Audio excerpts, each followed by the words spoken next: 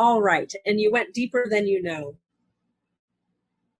And yet the change will be immediate. As you went beyond this universe, it's not often that we take you there, but for worth, which is given by God and Goddess, it is a requirement to experience it beyond what has been created.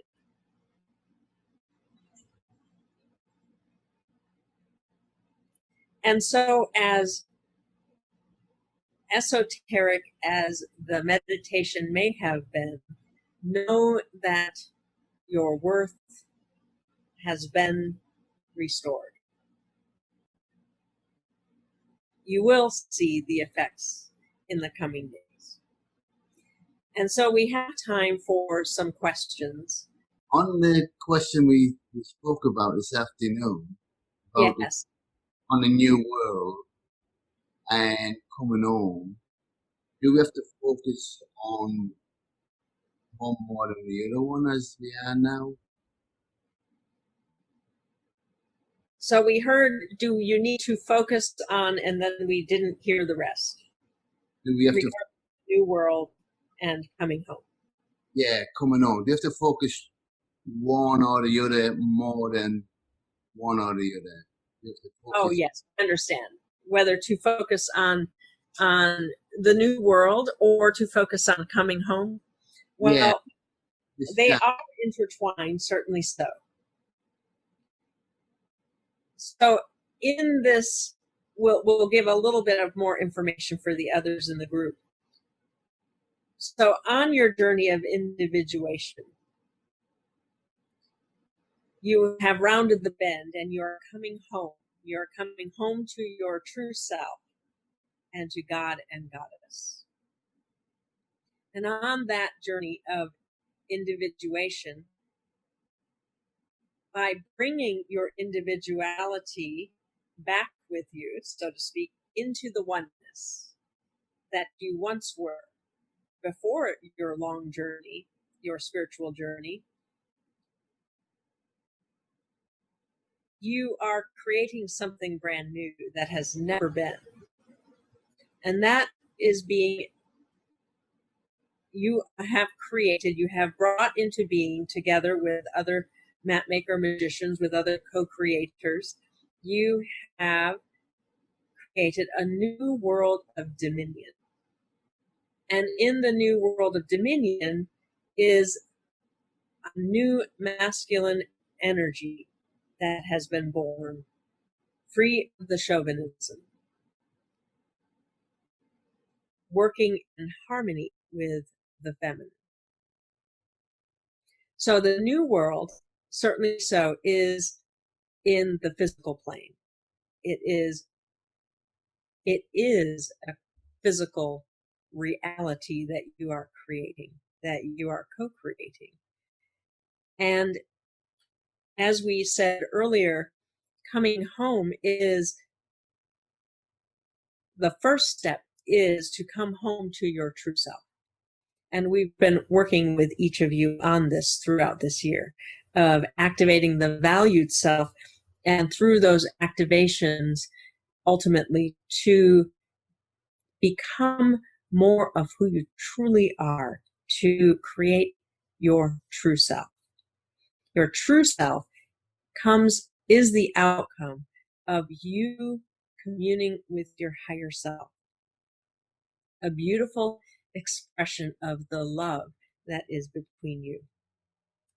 And the true self is the you who is able to be with soul, to know yourself and your soul's path for you.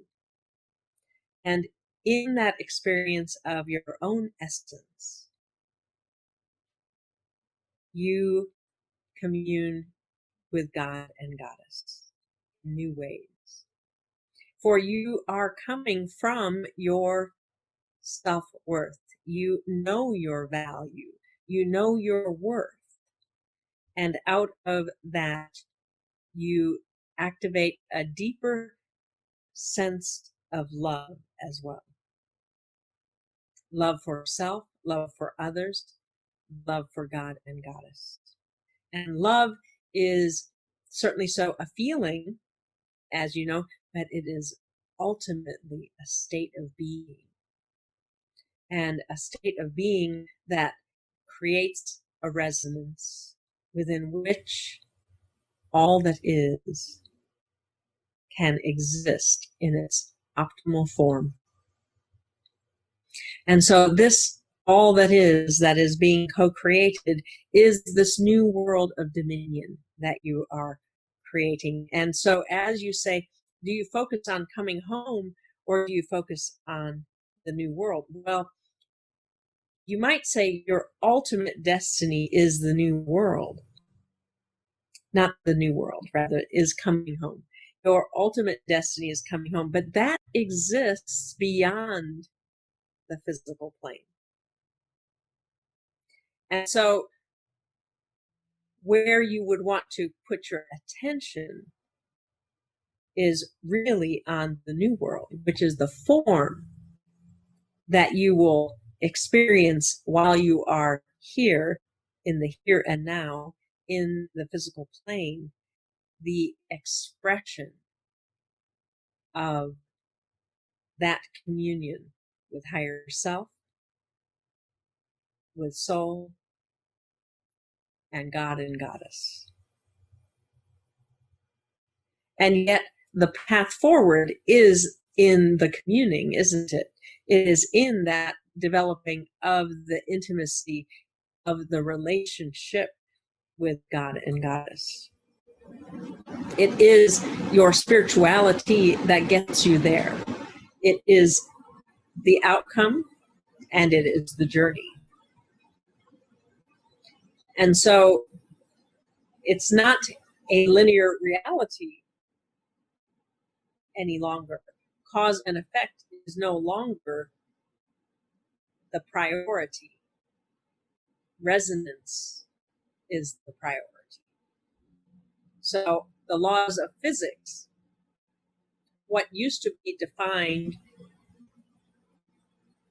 used to be assumed was the way things are, is no longer that way. Now it is clear that your attention, your intention, then that is what creates the experience of the physical reality. So is it cause and effect? Well, it looks that way in linear terms, but actually it's all about resonance. So as you have an experience and you listen for, where is my attention? Where is my intention? What is my state of being? And is this what I want to create? And if it's not, we don't usually hear about what you do want to create. We often hear about what you don't want to create because you exist in this physical reality of contrast. And that is part of the beauty of the physical plane. And it is also what you may consider a curse, meaning, well, why do I keep getting what I don't want? But that has to do with attention and intention and state of being. So as you identify what you don't want, you do, out of that, you are pushed to choose something new. Your higher self is there to guide you, to say, if you have a resistance to something in your reality, or you simply experience what you don't want, and what there is to do is to pull your energy back, to regroup and put your attention on what you want, to redefine it. Because oftentimes when you have an experience of what you don't want, it gives you clarity. It gives you a renewed sense of defining in more specific ways what you want to create. Now, committing to creating it is not the same as defining it. So you begin by identifying what it is you don't want. The next step is to pivot, put your attention on what you do want. So in putting your attention on what you do want, you are defining, deciding, choosing. And in that moment, you also have an opportunity to commit to what you want, to create a luminous intent, an intention to create it, to manifest it, to make it happen from a place within yourself. Because that which you want to create will help you grow to become more of who you truly are. That's what makes it luminous. The luminous intent is from the light that you are, from the love that you are. And you will find that when you align what you say you want with your luminous intent, first it becomes clear whether you really want to commit to it or not. Because if you can't find the luminous intent, if you can't bring light and love to the equation, you'll find yourself saying, why bother anyway? I know what I don't want, and I think I want this thing, but do I really want to put the energy into making that happen? Well, you'll find that you'll have to find something new, and the way forward is best guided by your luminous intent. What is it you wanted to accomplish in the first place? And as you find that motivation within you, it becomes much easier then to generate a form, an expression. And of course, there are multiple variations that you can choose. There's the sea of possibilities, and there are probabilities that are more likely. But you can choose with your luminous intent to create that which is for your highest good, and at the same time allows you the freedom to become more of who you truly are. And as you align with that, each and every time you will have more joy, more love, more appreciation for the reality you are creating.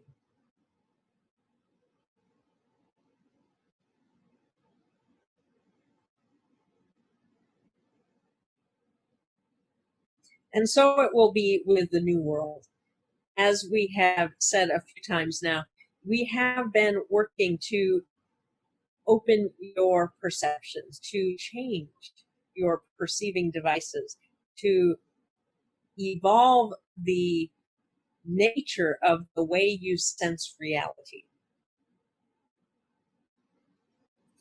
And so you are in a process of change at this time.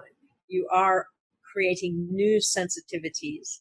You are opening to new thoughts and new feelings. And out of this will emerge pieces of the new world. You will begin to see more and more of that new world of dominion expressed in your creation. For it is your reality. We are not telling you you are going to experience someone else's new world of dominion. We want you to recognize that you are creating your new world of dominion,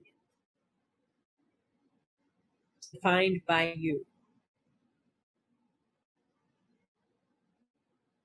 Not alone, but it is by your choice.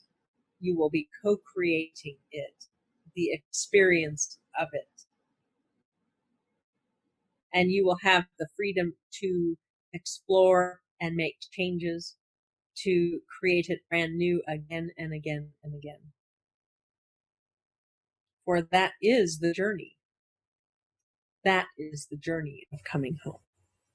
Thank you very much. It's really helpful. So is that our big why then?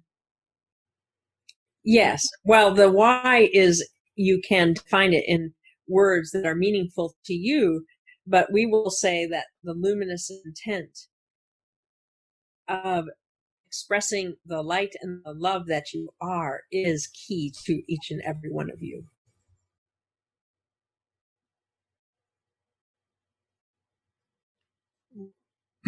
Tara, Yes, dear one. can you define how we define that state of being? How do we identify it?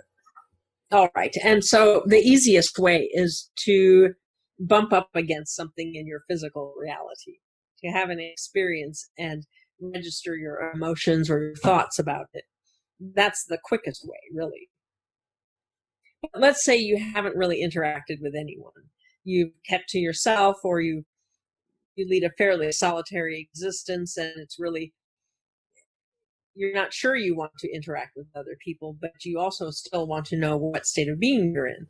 Well, as we've said before, your thoughts tend to be very difficult to follow because there's so many of them so quickly. So we always encourage you to identify a feeling that you are having. The emotions are your guide. The emotions tell you whether you are in expansive positive territory or constrictive negative territory. And if you'll recall, John, many years ago, we said, for you, it's best to simply approach how you're feeling from, do you feel good or do you feel bad? And if you don't know how you're feeling, then assume that you feel bad. Now, this is very dramatic, meaning we're giving you the extremes, but we're doing that because it makes it a simple task of choosing. You see, if you say, well, I don't really know what I'm feeling, I feel kind of numb. Well, why would you numb feeling good? That's why you can assume you feel bad, you see. Because you're going to numb out the bad, not the good. If there's good, you're going to want, you're aware of it and you want more of it. And so we do encourage you to go back to that simple technique we gave you many years ago of, do I feel good or do I feel bad? And if I don't know, then I have to assume I feel bad. And that tells me whether I am in a positive state of being or a negative one. And if I'm in a negative one, what there is to choose is to feel good. Simply saying, I choose to feel good. And then from there, that logical choice, engaging the mind, you start thinking about, well, how do I get back to feeling good? Okay, I focus on what can I appreciate. I focus on how wonderful it feels to have my needs met. Or if I can't feel that, I can appreciate that I have someone who loves me in my life.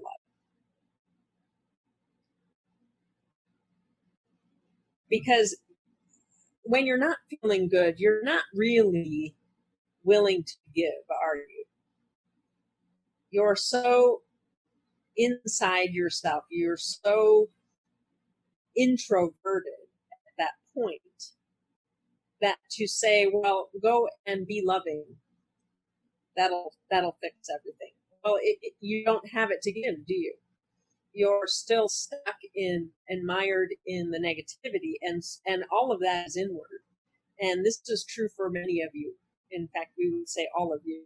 When you're feeling bad, it is human nature to withdraw. The positive side of withdrawing is you disengage from your physical reality. But if you withdraw from a place of unconsciousness, as if you are recoiling from what you don't want, then you haven't done it consciously, have you? So it begins with that recoiling energy. Then you realize with the question, do I feel good or bad? You're engaging your mind, not your emotions, to identify some way forward. Then when you choose to feel good, now you're engaging your emotions again. So you see there's this balance between mind and emotion. And then you bring forth the feeling good. Well, what is there to appreciate? Now, there was that example. If you can't think of anything offhand that you can appreciate in your life, Lazarus once told Penny, we believe it was, to focus on loving a puppy. Something that is so adorable and so lovable, it doesn't matter how you feel. You can't help but want to snuggle with this little puppy dog who just wants your love. Does that make sense? Yeah. So in your case, just remember when Aura was a puppy and how you couldn't deny her anything because she was just so cute. And she loved you unconditionally, didn't she? Mm-hmm. And so use a memory like that to your advantage when you feel alone or disenfranchised or disengaged. And just to feel good again, to remember something of love, something of light. And that begins to thaw out that numbness. Because when you don't know how to proceed, it's because you haven't moved out of being numb. And so you have to ask yourself, okay, I've numbed out. I've taken my anesthetic, whether it's self-pity or self-hatred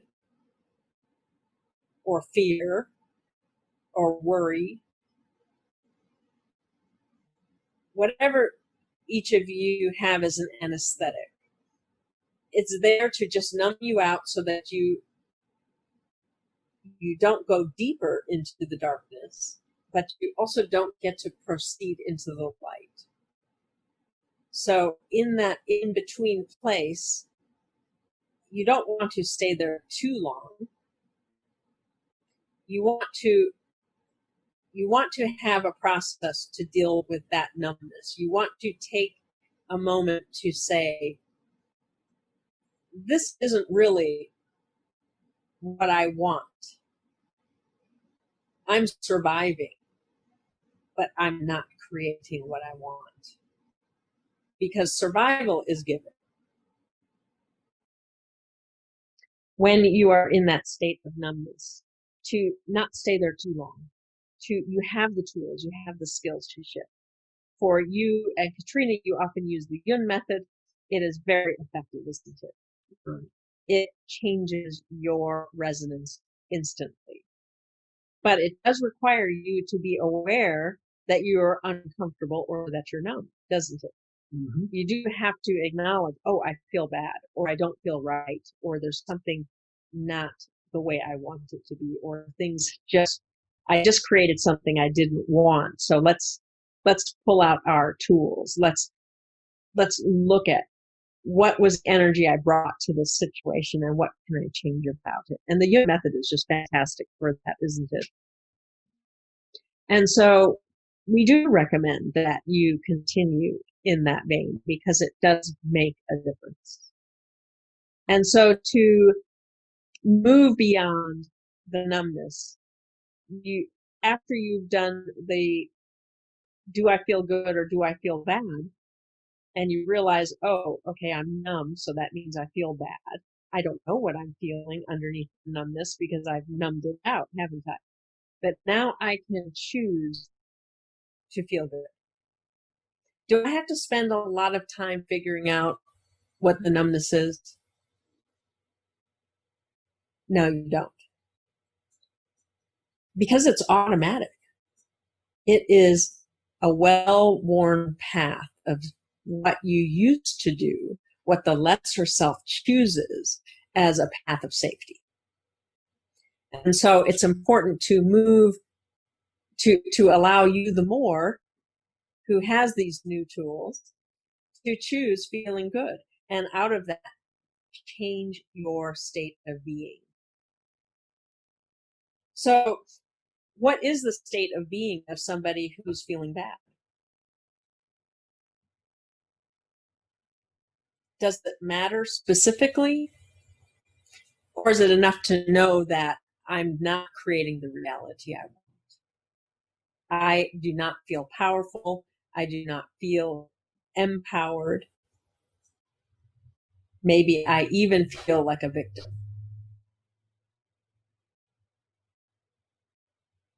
So you don't have to define what that is to disengage from it? Not at all. You just have to make the choice for something different. And then you see there's really two versions. There's the lesser you who survives. And then there's you, the more, who's busy creating reality. If you aren't moving forward in your life in the way that you want, then you do need to take some time to reflect. What don't I like? What don't I want? What would I rather have? If I could have anything I wanted to create, what would it be? What would it look like? What would it feel like? And if you find that you're not really sure what the form should be, we recommend you go for the feeling. What would it feel like? Because not everyone gets visuals. Not everyone has a vivid, colorful, visual imagination. Some people experience imagination as sounds or as feelings. You might call it intuition. Some people call it daydreams. Some have only lucid dreaming at night to get clues. Everybody is unique in the way they gather information. And your higher self and your soul speak to you in ways that are meaningful to you. So you don't want to say, well, Katharina got such a clear image of what she wants, but I just can't relate to that. But I love her enthusiasm and her excitement about it. And I can get behind that. I would like to have that same feeling in the future. In fact, I'd like to have it start right now. So what can I think about? What can I daydream about? What can I imagine? What can I commit to where that feeling is the priority? And so that is what we recommend for you around that. And in that, what is the state of being of somebody who is excited about the future?